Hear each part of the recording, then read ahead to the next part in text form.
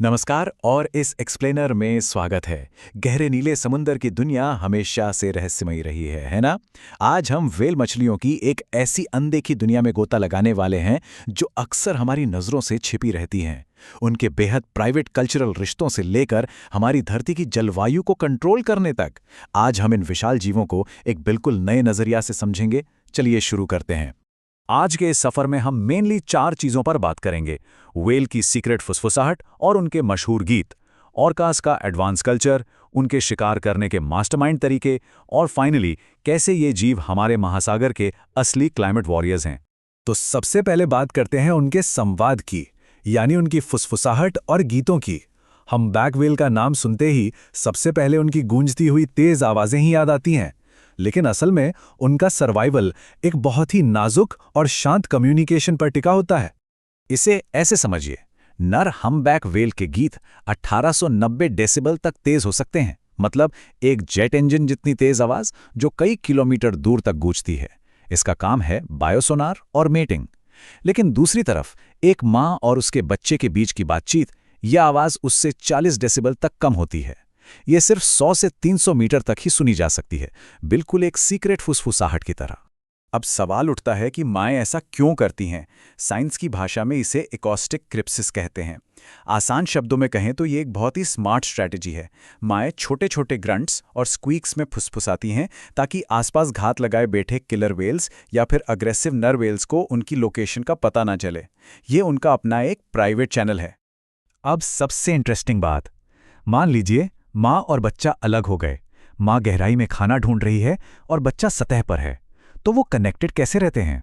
वो चिल्लाते नहीं हैं, वो बस एक दूसरे से ज्यादा बार फुसफुसाने लगते हैं। आवाज का वॉल्यूम नहीं बढ़ता, सिर्फ फ्रीक्वेंसी बढ़ती है। वो सतह के 10 मीटर के दायरे में एक शांत इनविजिबल अकॉस्टिक टीथर बना लेते हैं। कमाल की ट्रिक है ना? चलिए अब आगे बढ़ते हैं ऑर्कास की संस्कृति की तरफ। ये देखना बहुत दिलचस्प है कि कम्युनिकेशन का ये तरीका मरीन प्रेडेटर्स के समाज में कैसे इवॉल्व होता है। ऑर्कास सिर्फ शिकारी नहीं है, उनकी सोसाइटीज पृथ्वी पर सबसे कॉम्प्लेक्स हैं। साइंटिस्ट्स का मानना है कि ऑर्कास के दिमाग का वो हिस्सा जो सोशल इंटरैक्शन हैंडल करता है, वो हमारे दिमाग से भी बड़ा है। उनके दिमाग में बहुत ज़्यादा ग्रे मैटर होता है और उनका पैरालिम्बिक सिस्टम जो इमोशंस को प्रोसेस करता है, वो बेहद डेवलप्ड है। इसी वजह से वो इतने गहरे और इमोशनल रिश्ते बना पाते हैं। प्रशांत महासागर के सेलिश सी का उदाहरण तो एकदम परफेक्ट है। यहाँ ऑर्कस के 3 बिल्कुल अलग इकोटाइप्स एक ही जगह रहते हैं, लेकिन वो एक दूसरे से पूरी तरह से अलग रहते हैं। सदर्न रेजिडेंट्स सिर्फ चिनूक सैल्मन खाते हैं और बहुत मुखर होते हैं। ट्रांजिएंट्स मरीन मैमल्स का शिकार करते हैं और शिकार के वक्त एकदम साइलेंट रहते हैं।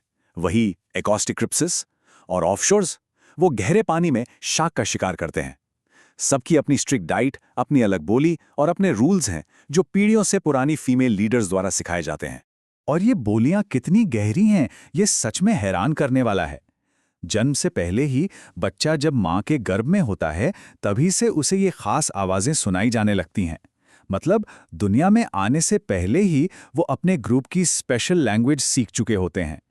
ये कल्चर प्रिजर्व करने का एक बहुत ही शानदार तरीका है। आगे बढ़ते हैं समुद्र के इन कुशल शिकारियों की तरफ। ये जो नॉलेज एक जनरेशन से दूसरी जनरेशन तक पास होती है, इसी का नतीजा है इनके शिकार करने के मास्टरमाइंड तरीके। हम्पबैक व्हेल की बबल नेट फीडिंग इसका सबसे बेहतरीन एग्जाम्पल है। ये कोई रैंडम हमला नहीं है, बल्कि एक परफेक्ट कोरियोग्राफी है। व्हेल्स मिलकर मछलियों के झुंड के नीचे जाती हैं, ऊपर की तरफ स्पाइरल में बुलबुले छोड़ती हैं, तेज आवाजें निकालकर शिकार को सुन्न कर देती हैं और फिर एक साथ खुले मुंह से उस हवा के जाल के बीच से तेजी से ऊपर आती हैं। सिर्फ बबल नेट ही नहीं, कुछ रीसेंट अकॉस्टिक और वीडियो टैग से पता चला है कि हम्पबैक व्हेल्स समुद्र तल पर भी बहुत स्मार्टली शिकार करती हैं। वो रेत से सैंडलांस मछलियों को खुरच कर निकालती हैं।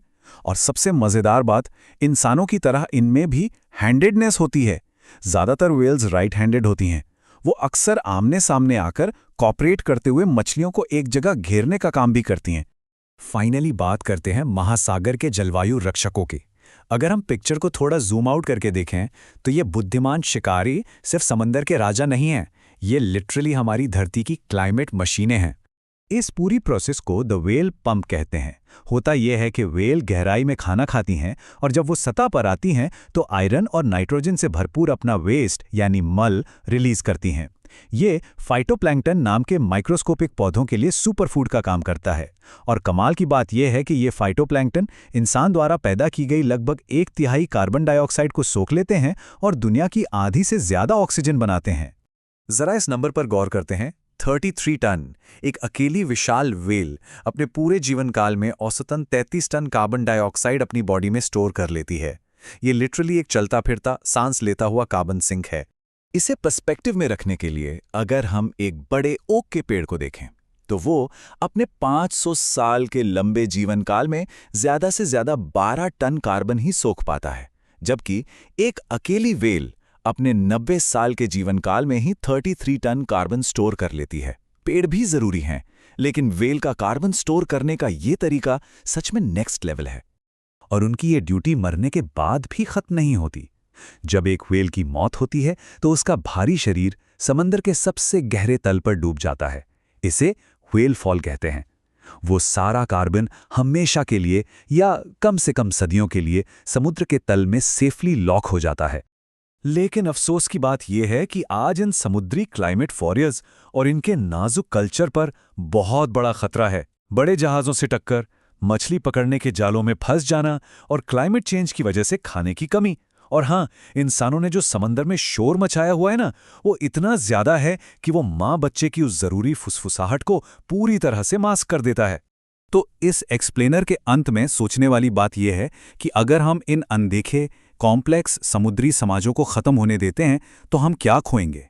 ये सिर्फ कुछ मरीन स्पीशीज के खत्म होने की बात नहीं है, ये सीधा हमारी धरती के क्लाइमेट बैलेंस पर एक बहुत बड़ा असर डालेगा। ये सच में सोचने वाली बात है ना।